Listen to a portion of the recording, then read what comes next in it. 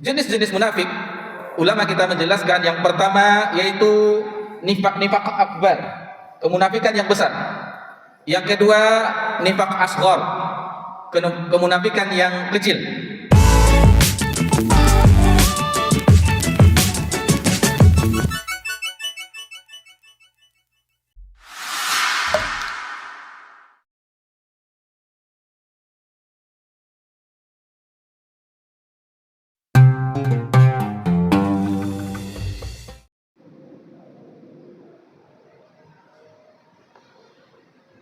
Bismillahirrahmanirrahim. Assalamualaikum warahmatullahi wabarakatuh.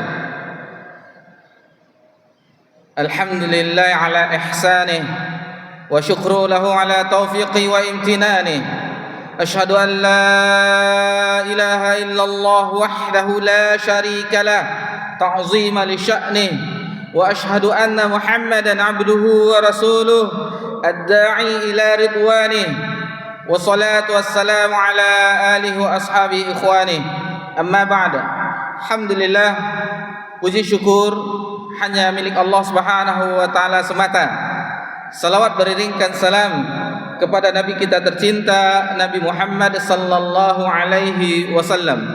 Bapak-bapak, ibu-ibu jamaah Masjid At-Taqwa yang semoga diberkahi dan dirahmati Allah Subhanahu wa taala. Melanjutkan pelajaran kita di dalam Kitabul Jami', bagian akhir dari kitab Bulughul Maram yang disusun oleh Al-Hafiz Ibnu Hajar Al-Asqalani rahimallahu taala. Kita masih berada di bab yang keempat, yaitu bab yang menjelaskan tentang peringatan dari akhlak yang buruk. Peringatan dari akhlak yang buruk. Bapak-bapak, ibu-ibu yang semoga diberkahi dan dirahmati oleh Allah Subhanahu wa taala, hadis yang dibawakan pada pertemuan ini adalah hadis yang ke-6. Hadis tersebut berbunyi an Abi Hurairah radhiyallahu anhu, dari Abu Hurairah semoga Allah meridainya, anin Nabi sallallahu alaihi wasallam, Rasulullah sallallahu alaihi wasallam bersabda, ayatul munafiqi thalath, tanda-tanda orang munafik itu ada 3. Idza haddatsa kadzaba, apabila dia berbicara ia berdusta. Wa idza wa'ada akhlafa, apabila dia berjanji ia mengingkari janjinya. Dan wa idza tumina khana, dan jika dia diberi amanah, diberi kepercayaan, dia berkhianat. Hadis ini diriwayatkan oleh Imam Bukhari dan Imam Muslim di dalam kitab sahih mereka berdua. Ada riwayat yang lain, di redaksi yang lain, hadis dari Abdullah bin Amr bin Al-As radhiyallahu anhuma, yang mana yang 3 tadi ditambah, yakni wa idza ahada ghadar, apabila dia berjanji dia curang, wa idza khasama fajar, kalau dia bermusuhan maka dia berbuat fajir. Kita petik hadis yang terdapat pada bab yang keempat ini, peringatan dari akhlak yang buruk, yaitu bahwa hadis ini menjelaskan tentang tanda-tanda kemunafikan. Jenis-jenis munafik, ulama kita menjelaskan yang pertama yaitu nifak akbar, kemunafikan yang besar. Yang kedua nifak asghar, kemunafikan yang kecil. Nifak akbar, kemunafikan yang besar, itu adalah perbuatan kufur yang menyebabkan seseorang keluar dari Islam, atau disebut juga dengan nifak i'tiqadi, yaitu i'tikad, nifak kemunafikan keyakinan dengan bentuk menyembunyikan kekufuran menampakkan keimanan.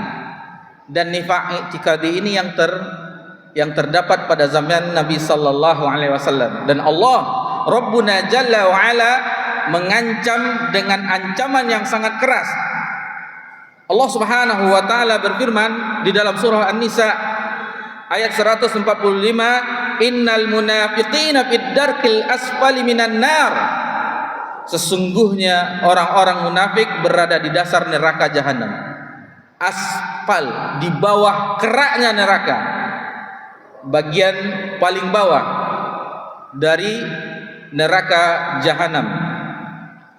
Orang yang munafik ini keadaannya lebih parah daripada orang kafir. Kalau orang kafir di zaman Nabi sallallahu alaihi wasallam itu sudah kelihatan, sudah terbaca. Dia menentang ajaran Nabi sallallahu alaihi wasallam. Adapun orang munafik di zaman Nabi sallallahu alaihi wasallam, mereka ikut salat bersama Nabi sallallahu alaihi wasallam, berada di saf-saf kaum muslimin. Mereka ikut berjihad. Mereka ikut beribadah kepada Allah Subhanahu wa taala. Akan tetapi hati mereka membenci agama yang telah dibawa, syariat yang dibawa oleh Nabi sallallahu alaihi wasallam. Itu makanya orang-orang yang hidup di zaman Nabi, dan ini periode kedua, karena periode di Mekah itu sudah jelas dibagi dua golongan orang kafir dan golongan orang beriman. Adapun setelah Nabi hijrah ke Madinah itu terdapat tiga golongan. Yang pertama orang beriman, yang kedua orang kafir, dan yang ketiga orang munafik. Sehingga Nabi sallallahu alaihi wasallam bersabda di hadis yang lain menyebutkan, wallahi, kalaulah bukan wallahi laulallahu maftadaina wala tasaddaqna wala sallaina. Demi Allah, jika tidak hidayah dari Allah Subhanahu wa taala, maka kami tidak akan bisa bersedekah, kami tidak akan bisa salat. Jadi mari kita perhatikan bagaimana keadaan orang munafik di zaman Nabi sallallahu alaihi wasallam. Dan dari sini kita dapat mengambil pelajaran bahwasanya hidayah itu hanya dari Allah Subhanahu wa taala semata. Perhatikan orang munafik, mereka bisa berbahasa Arab. Orang munafik bisa berbahasa Arab. Mereka mengetahui Al-Qur'an karena bahasa mereka. Mereka mengetahui kapan di mana Al-Qur'an itu turun. Mereka hidup bersama Nabi sallallahu alaihi wasallam, ikut berjuang dengan Nabi sallallahu alaihi wasallam. Akan tetapi karena kekufuran yang disembunyikan di dalam hatinya tidak menyebabkan semuanya itu beriman kepada Allah Subhanahu wa taala dan beriman kepada apa yang dibawa oleh Nabi sallallahu alaihi wasallam. Itu makanya wajar saja mereka mendapatkan ancaman dalam surah An-Nisa, innal munafiqina fi darki asfali minan nar. Sesungguhnya orang munafik itu berada di kerak dasarnya neraka jahanam. Kemudian di antara tanda mereka ketika mereka beribadah, Allah Subhanahu wa taala menyebutkan, wa idza qamu ila sholati qamu kusala. Apabila mereka mendirikan salat, mereka mendirikannya, mengerjakannya dengan malas. Yura'unan nasa wa la yadhkuruna Allah illa qalila. Dan mereka di dalam salatnya hanya sedikit mengingat Allah Subhanahu wa taala. Dan salat yang paling berat bagi orang munafik adalah salat Isya dan salat fajar, salat subuh. Nabi sallallahu alaihi wasallam bersabda, dan hadis ini sahih diriwayatkan oleh Muslim dalam sahihnya, inna athqali salatin 'alal munafiqina salatil isya wa salatil fajar. Sesungguhnya salat yang lebih berat bagi orang munafik adalah salat isya dan salat fajar, salat subuh. Jadi hati-hati bagi kita yang malas salat isya. Mungkin setelah makan malam berat, maka malas kita mendirikannya. Begitu juga dengan subuh, apabila kita malas setelah terdengar azan, kita masih tetap tidur, hati-hati terhadap ciri-ciri tersebut. Kemudian yang kedua adalah nifaq asghar, nifaq kecil yang disebut dengan juga nifaq amali. Dan ini hadis yang kita bahas ini berkenaan dengan nifaq amali ini, yaitu nifaq yang amalan yang tidak mengeluarkan orang dari agama Islam. Hadis tersebut yang telah kita sebutkan di awal tadi, ayatul munafiqi thalath. Tanda-tanda orang munafik itu ada 3. Idza haddatsa kadzaba. Jika berbicara dia berbohong. Wa idza wa'ada akhlafa. Jika dia berjanji dia mengingkari. Wa idza tumina khana. Dan jika diberi amanah dia berkhianat. Bapak-bapak, ibu-ibu yang semoga diberkahi dan dirahmati oleh Allah Subhanahu wa taala. Jadi walaupun itu nifaq akbar, nifaq asghar, itu muaranya sama. Muaranya sama, yaitu antara tidak serasinya lahiriahnya dengan batiniyahnya. Itu sama muaranya. Jadi orang-orang yang nifaq, orang-orang yang munafik tidak sama lahiriahnya dengan batinnya. Waliyazubillah. Dan inilah yang ditakutkan oleh para sahabat. Bukan kita yang ada di zaman ini di tahun 1446 Hijriah, akan tetapi para sahabat Nabi mengkhawatirkan akan terjangkiti dalam hati mereka nifaq ini. Sebagaimana disebutkan oleh Ibnu Abi Mulaikah, dia berkata, adraktu 30 min ashabin Nabi sallallahu alaihi wasallam. Aku telah berjumpa. Jadi Ibnu Abi Mulaikah ini adalah seorang generasi tabi'in, berjumpa lebih dari 30 orang sahabat Nabi. Tetapi dia tidak berjumpa dengan Nabi karena Nabi telah wafat. Jadi hanya berjumpa dengan sahabat Nabi SAW, dan itu dia jumpa itu lebih dari 30 orang sahabat. Mereka kulluhum yakhafun nifaqa ala nafsih. Semua mereka itu takut, khawatir akan kemunafikan yang menimpa diri mereka. Sedikit kita bahas, kita gabungkan hadis dari Abu Hurairah dan juga hadis dari Abdullah bin Amr bin As yang telah kita sebutkan di awal tadi, bahwasanya di antara sifat-sifat ciri orang munafik tersebut ada 5. Kita tambahkan yang 3 dengan hadis Abdullah bin Amr bin As. Yang pertama, idza haddatsa kadzaba. Jika berbicara dia berdusta. Ini hati-hati bagi kita yang berbicara, janganlah sampai kita berdusta. Jangan sampai kita berbohong. Jangan sampai kita mengabarkan qila wa qal yang tidak benar terjadi tetapi kita sampaikan. Harus hati-hati kita menahan lisan kita, dan kita sudah bahas juga di sini bahwasanya lebih baik man kana yu'minu billahi wal yawmil akhir faqul khairan aw liyasmut. Barang siapa yang beriman terhadap hari akhir, terhadap Allah dan hari akhir, hendaklah dia diam, hendaklah dia berkata baik atau diam. Kalau itu tidak baik, maka diam itu lebih baik. Yang kedua, wa idza wa'ada akhlafa. Jika berjanji dia menyelisihi. Karena kita rata-rata di sini semua pedagang, hati-hati wahai engkau, wahai saudara-saudari yang mencari nafkah untuk keluarga, hati-hati. Kita telah berjanji mengambil barang bos kita, dua samang bahasa kita, hati-hati kita. Kita berjanji jatuh tempo 1 bulan, bayar 1 bulan. 2 bulan, bayar 1 bulan. Jangan sampai kita mengingkari janji kita. Kalau tidak sanggup bayar, lapor. Maaf, belum bisa bayar sekarang.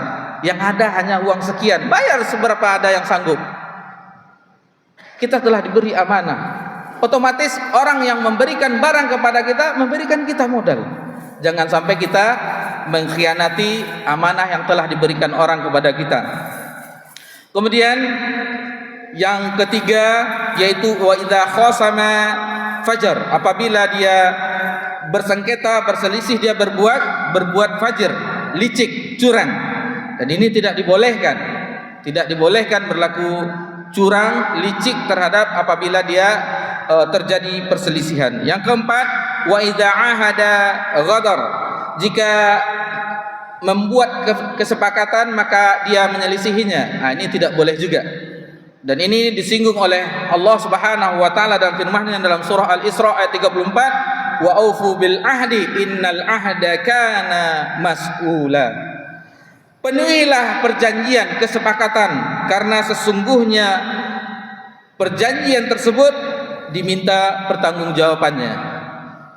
Bapak-bapak, ibu-ibu yang semoga diberkahi dan dirahmati oleh Allah Subhanahu wa taala, yang terakhir yaitu wa idza tumina khana. Apabila dia diberi amanah, dia berkhianat.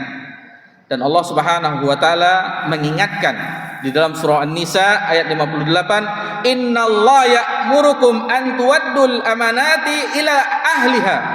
sesungguhnya Allah telah memerintahkan kamu untuk menyerahkan amanah kepada yang berhak menerima amanah tersebut. Jadi ini sedikit yang bisa kita jelaskan, dan ini sebenarnya pembahasan yang sangat penting. Pembahasan merupakan penyakit hati yang harus terkikis dari sanubari kita. Sebagaimana dikatakan oleh Ibnu Abi Mulaikah, dia menjumpai 30 lebih sahabat Nabi itu khawatir tentang kemunafikan. Masa kita yang iman kita tipis, yang goyah, itu tidak khawatir dengan kemunafikan? Dan inilah dalam bahasa kita, orang-orang yang seperti ini adalah orang-orang yang musang berbulu domba atau musuh dalam selimut, lebih kurang seperti itu maknanya.